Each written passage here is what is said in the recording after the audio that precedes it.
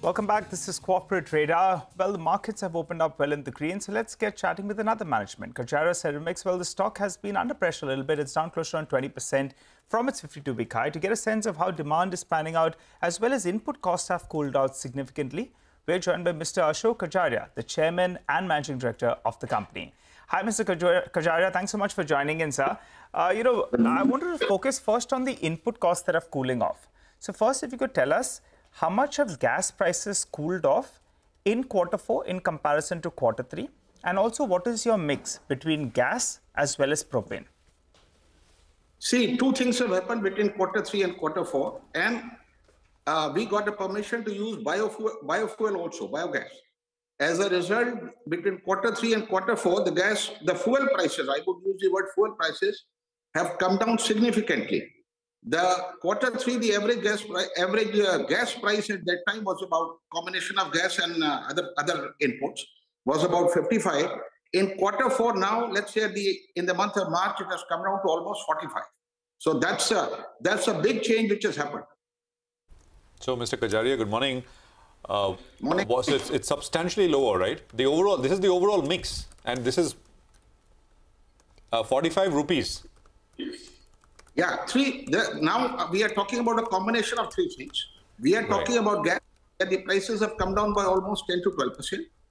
Then we have allowed to use biofuel, where the prices are much lower than the gas. The average biofuel prices are 25 rupees compared to the gas prices of about 52 rupees as of now. And third, in certain plants in west and south, we are using coal also. So the combination of three, the fuel prices have come down to 45 rupees. What does the overall sort of fuel bill come down by? By almost 10 rupees from 55 to 45. It has come down. It directly translates to that much. I mean, there's no difference in calorific value or anything. I mean, it's as effective. Absolutely. I'm talking apple to apple. It's so on a blended basis, sir, it's down by 20%. Yeah. Almost 18%. I would use about 18%, from 55 to 45. 18%. Okay, we'll get that. 18%, then that's the combination out there. I want to probe you a little bit more. You mentioned biofuels. I recall you were saying that, biofuels, I think in the previous quarters, were in mid-teens or low teens. And your target was to take it to around 35% of your mix. What is the current contribution coming in from biofuels, and where is that headed, sir? We got the permission sometime at the end of November, and by the time we put up the to manufacture it, it was close to end of December. And I'm happy to tell you that we have reached the number of that 35%. It's currently at 33% to be very precise. Oh, wow. So biofuels has gone up to around 33% of the mix from around 12%, I think, at the end of December. Total fuel mix, biofuel is now 33%. Oh, that's very encouraging then. What does all this do then, sir, to your margins? You were saying that margins should improve to around 14%. Yeah, margins, I go back to what I promised at that time. Margins will be 14% plus for Q4. Okay. And in FY24, it will go to 15%. And no, for the year 23-24, we are talking about 13 to 15% volume growth and EBITDA margin of 14 to 16%. 14 to 16%. Okay, all right. Yeah. But now it's likely to be at the upper end, that 14 to 16%, given that input costs have cooled off? It should be close to that. Very difficult to say as of today. But I can tell you that we are in a positive zone now. Right. Revenue growth in 24, you told us between 17 and 18%, Mr. Kajaria. That should be this. The volume growth 13 to 15%, and revenue growth correspondingly will be between 16 to 18%. Because some value here, although the prices will not go up, as I am very clear on that front, because once the fuel comes down, the prices cannot go up. But because of some value-added products, the revenue growth will be between 16 to 18%. How's the bathware segment doing for you? I mean, what's the traction looking like? Segment this year has been tough. Our growth is about 15% only. But next year we are talking about almost about a 40% plus growth. So you'll end the year with around 500 crores, 450 to 500 crores next year? Next year we are talking about 450 crores. This year we should end up at about 325. Okay. This year we should end at 325. Next year we are talking about between 440 to 450 crores. Okay, all right. Mr. Kajaria, I wanted you to focus on this mix as well, for you as well as for the industry. What is the current mix between gas as well as propane for you particularly? And currently, what is it more viable to use given the price correction that we have seen? See, as Kajaria, we are not using propane very much. We are hardly using 2% of propane or LPG. Our mix is gas, natural gas, then biofuel, and some coal in west and south because, as you know, in NCR it is not allowed. So that's where we have moved to biofuel. Mr. Kajaria, across the numbers that you've given us, I mean, at least from what I had in my notes, the range seems to become a little wider, in both revenue growth, volume growth, margins, etc. Is there any extra element of uncertainty demand-wise that you're seeing out there in the market, or it's looking pretty good? No, demand-wise, markets are very tough. Let me be very honest to you. Demand has been very tough. This year, as Kajaria, we would be growing at almost 10% in volume terms. But next year, we are talking about 13 to 15%. The key factor that will help us in doing this growth is the fuel prices coming down. Because as we are all aware, this year has been very tough on fuel front. Gas prices went high. They went up through the roof. The spot prices were very high. And the gas was cut. That uncertainty is over. So we are in a positive zone now. But you're saying the demand conditions still, you don't see them improving, underlying demand conditions? It is tough, but we will do our share, whatever we are talking about. Yeah, no, got that. 13 to 15% volume growth and 16 to 18% revenue growth. That is, those are numbers for FY24. And for quarter 4, sir, what is the volume growth? Quarter 4, the volume growth should be around 9%.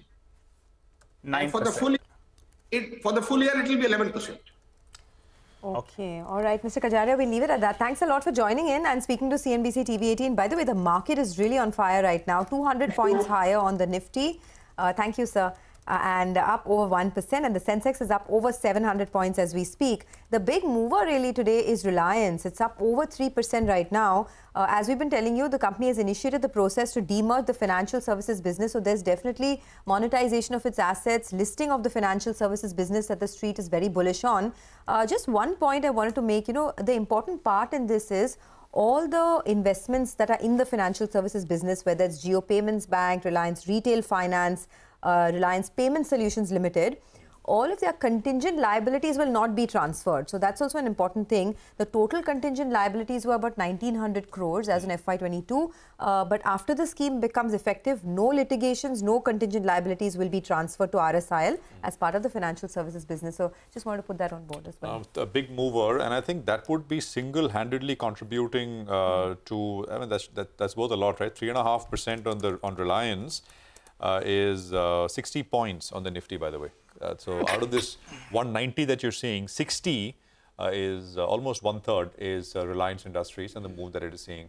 The others are ICICI, Infosys, HDFC Bank, the big ones, which are making all the difference to the index. So solid one this Friday. Now, GE Shipping is the next company we have with us. The management is with us. The stock has gained about 18% in the last 1 month. There is also a note by Badliwala and Karani, a broker, and they're saying that offshore division is set to break even as the entire offshore fleet will get repriced. They also say that GE Shipping remains well on track to generate between 3,500 to 4,000 crores in free cash by the end of FY25. Mr. G. Shivkumar, Executive Director and Chief Financial Officer at GE Shipping, is now joining us to take some questions. It's always a pleasure, Mr. Shivkumar. Good morning. Good to have you with us here. Prashant here. So I just want to start with that. The offshore fleet expected to see a repricing, which means, I'm assuming, price increases. Can you talk to us a little bit? What kind of repricing are you seeing? What are the market conditions like? With some context. Go on. Yeah, morning, Prashant. Thanks for having me. Yes, the offshore fleet will be coming up for repricing within the next 2 years. All the vessels, and we have 19 offshore supply vessels, all of them will come up for repricing in FY24 and FY25. And their pricings based on latest market benchmarks. Again, this is a tender-driven business. Pricing is based on L1 in India. But based on latest, so you don't know what finally you'll get. But based on latest done deals, there should be a significant improvement in the rates from what they are currently earning, which is the old contracts. On the rigs, we have one rig already repriced by a significant amount, and we mentioned a 75% higher rate from before that. So that's in excess of $30,000 per day higher than the previous rate that the rig was on. If you apply the same rate, the same day rate, that is dollars per day, to the two rigs which are coming off contract next year, you will get an increase of $40,000 a day on each of those rigs, which are coming off next year. And then there's one rig coming 2 years from now. Okay, so basically this offshore fleet is all, what you mean is this is all rigs, is it? Sorry, offshore vessels. So we have 19 offshore supply vessels, and we have 4 jackup rigs. On one jackup rig, we've already seen a repricing at a significantly higher number, which is what I mentioned, more than $30,000 higher than the previous contract. These are typically 3-year contracts. So she'll be going on to her new contract by the end of this year. Okay, so can you put some numbers to it? Because, you know, in the quarter gone by, your, if I'm looking at your different segments, both shipping and offshore did really well. I mean, offshore not as much compared to what you saw last year, but shipping, you're sitting on almost revenues of 1,300 crores per quarter compared to about 700, 800 crores last year. So can you see a proportionate rise even in the quarters to come? What could the monthly or the quarterly run rate look like in terms of revenues? Yeah, so the shipping market is really tough to call. The market is very volatile. Obviously, there is the market is tight, and we see $10,000 to $20,000 variations in spot rates all the time. And 80% plus of our fleet is exposed to the spot market. So it's really tough to say what these rates could be. For instance, Cape-size bulk carriers, which were earning $3,000 a day in January, are today earning $15,000 to $16,000 a day. So that's the kind of variation that you have. So it's really tough to put a number for the future because it's so uncertain and we have so much of our capacity on the spot market. But suffice to say that we expect markets to be reasonably strong going forward. Since it is a tough market, wanted to ask you, will you be looking to sell some of your ships at any point in time? It's always an option. It's not very likely. We have a lot of cash. We are very under leveraged now. We have, $100 million net cash in the group now. So we're very under leveraged. It's unlikely that we'll sell. It might be on the margin a couple of ships, but we are looking to buy when we get the opportunity. All right. Hi, Mr. Shivkumar. I wanted to focus on the recent deal of acquisition which was done of OSV, that's Offshore Support Vehicles, by Tidewater. That's been done at a value which is much higher in comparison to the December reported NAV of GE Shipping, if I try to extrapolate that. B&K, they have come out with a note and they believe that the NAV can re-rate to around 1,257 in comparison to 1,050 odd. You concur with that? So I won't comment on specific reports or numbers, but certainly the offshore vessels currently are being valued at a long way below what they were valued in 2015, the last sort of good year before the market collapsed. So there is scope for increase in values from here for offshore vessels if the market remains strong. So that's for sure that you could have a re-rating of the values of the offshore assets. They've already gone up probably 50 to 75% in value, and there is scope for them to go up more. How much could it go up? Any rough number you want to give us? No, it's just, when the markets take off, they just go a lot. So we'll wait by then for your reported numbers, and then we could compare the NAV, that you'll be reporting right now in comparison to the December quarter. But, fair to say anyways, the NAV that you're reporting of around 1,050 is much higher than the current stock price as well. Wouldn't doing a buyback make good sense? Yes, in theory, and it's always an option for us when regulations permit us to do it. Currently, we are in the shut period between two buybacks. We completed our last buyback in July 2022. So for 12 months after that, you can't launch another buyback.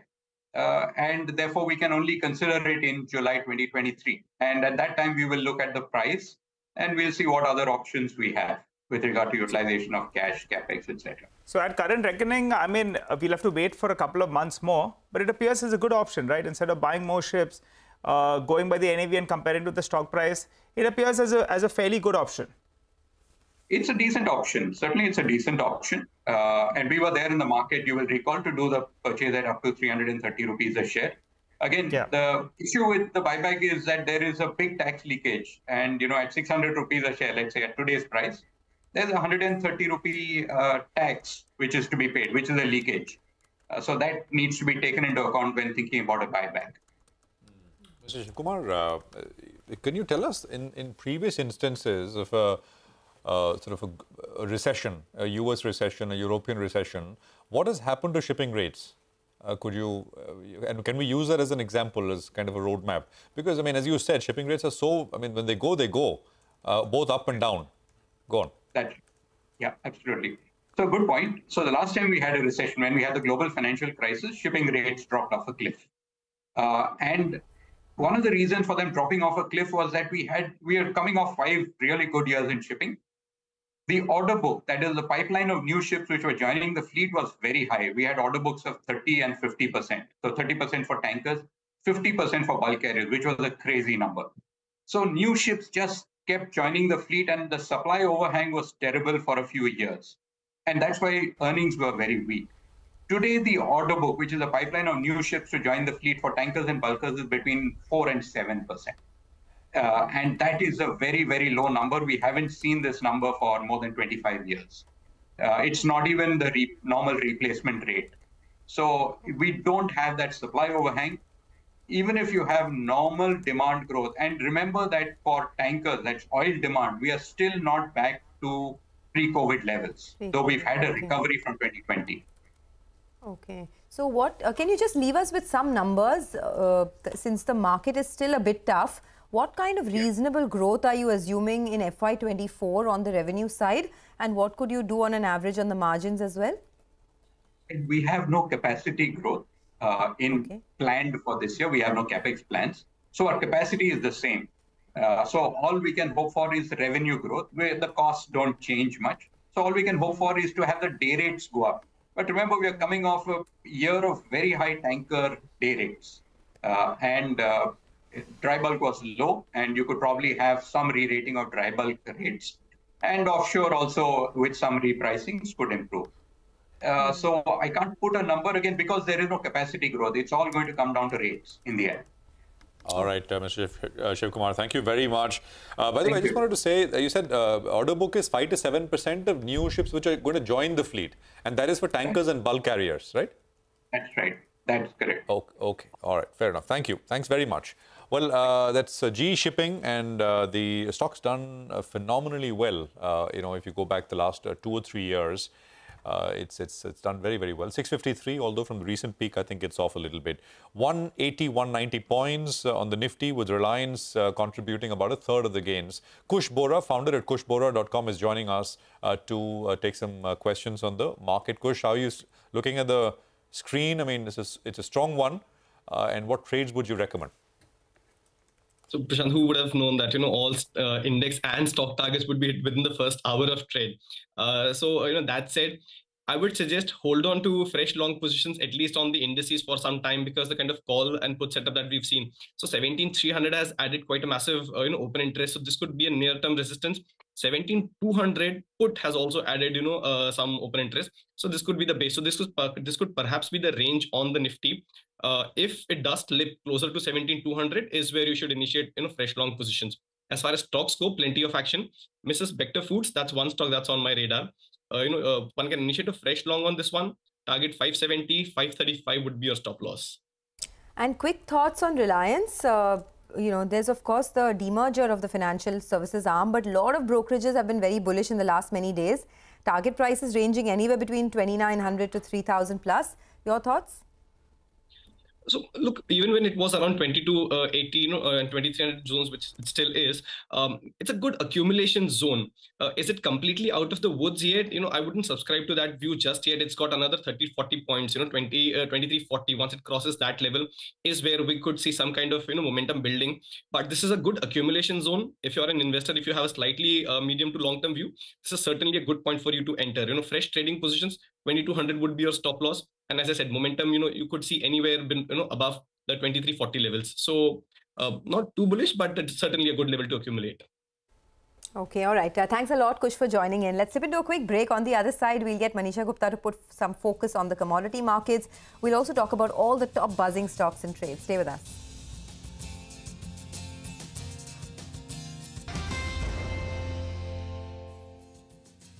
Well, all the action is definitely in the equity markets, but we need to take a breather and talk about commodities as well. Let's find out if there's a buzz there too. Manisha Gupta is joining in. Manisha, what do you have? A lot of action, by the way, in commodities too. And I want to, draw your attention to silver prices. And what a strong jump up we've seen in last couple of sessions itself. For the Indian markets, now it is 72,000 rupees per kg for the silver prices. We are trading at a 7-week highs in the international markets. And we are trading around that $23, $24 per ounce mark there as well. So it's a strong, it has been a big resistance for some time now. Every time the silver prices went to 70,000, we saw some profit taking coming in. That hasn't happened this time. And we are looking at strong buying here. So silver has been taking support from gold, and the run-up that we've seen in base metal prices in last few sessions also seems to be supporting. So for the last quarter of 2022, we saw the prices gain up by nearly 23%. And then March has seen a gain of 10%. For the year so far, though, we have seen 3% of gains come in for the silver prices. When you see the range within the prices itself, it has been a very big one. For last year, we saw the silver prices trading between 51,000 on the lower side to 73,000 on the higher side. We already are trading on the higher side of that range at this point in time. The all-time high for the silver prices have been near 78,000 rupees, which the markets believe that not only silver will cross that, but there are targets coming in for 80,000, 85,000 on the higher side as well by Diwali in this year itself. When you look at the inventories itself, that has seen a constant decline. So whether it has been about Shanghai, LBMA, COMEX, the inventories are under pressure. They are the lowest in last decade or 2 decades in case of LBMA there. So the demand has been on the stronger side from the industrial markets there. For the Indian markets, when you look at the imports itself, we saw a record import in 2022 to the tune of almost 8,000 tons in the Indian markets there. So when you look at that chart, you'll realize that in last 3 or 4 or 5 years, we haven't seen that kind of imports come into India, the kind of tuning that we saw in for 2022. So record imports until now. In this quarter, the imports have not been so strong, but the markets do believe that going forward, the kind of demand that we are seeing from investment, industry, jewelry, silverware, all of that is expected to go up. So this is the chart I was talking about. We have seen very strong gains come in for this one. As I said, more than 9,000 tons of silver came in last year, much higher than what we've seen in last 3 or 4 years. Of course, the COVID years did not see much of imports coming in, but the last year was very, very strong. I also want to talk about the silver deficit that the international market seems to be talking about. So last year was a record global deficit that we saw in the global markets at the tune of around 253 million ounces. This year, while the deficit is lower, but it still is a strong deficit nonetheless at around 119 million ounces, with an expectation that the demand is going to be 2 billion ounces. So with that kind of a deficit, the expectation is that the silver prices from these current levels also have much higher to go. All right. Thanks very much, Manisha. The silver is looking good, seems to be in a good spot. Thanks very much. Well, defense is the other space which is in a good spot, and we've been highlighting BEL and the other allied names. Vivek is here to put the spotlight on the space once again. Vivek, over to you. Well, that's right. So, there's been a slew of orders that's been received by various companies, listed in the defense space. First on our list, like you mentioned, Bharat Electronics. Now, the company actually signed 2 separate contracts. Now, the first one is a contract worth almost 5,500 crore. Again, this is for the Indian Armed Forces. And even the second one, close to 2,700 crore that the company has received from the Indian Armed Forces. Bharat Dynamics, again, the company has received orders for Akash weapon system. Now, this particular order is worth over 8,160 crore and also received a smaller order for helicopters worth 260 crore. With that, for Bharat Dynamics, the order book of the company has surpassed almost 24,000 crore. Now, 2 other, piece of information, Cochin Shipyard as well as Garden Reach Shipbuilders. In both of these order wins, the companies were declared as L1 or lowest bidder earlier, and the orders are something that has been, put up by the PIB yesterday. So, Cochin Shipyard has gone ahead and booked an order for a next generation missile vessel of over 9,800 crore. And coming to Garden Reach Shipbuilder, 3,600 crore worth of 4 offshore petrol vessels is the kind of order that they've actually gone ahead and booked.